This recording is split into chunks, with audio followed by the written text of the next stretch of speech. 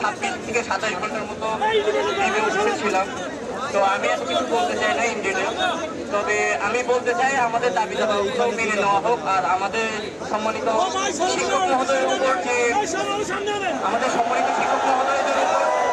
যে আক্রমণ করা হয়েছে এবং লাঠিচার্জ করা হয়েছে সেটি বিলম্বে বিচার কার্য করা সম্ভব হোক। আর আমাদের যে দাবি দাবাগুলো সেগুলো মেনে নেওয়া হোক।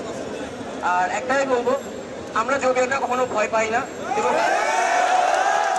আমাদের যোগীদের কখনো দমিয়ে রাখা যাবে না। আমাদের ন্যায্য অধিকার এবং আমাদের ন্যায্য দাবি আমরা ইনশাল্লাহ আদায় করে ছাড়বো।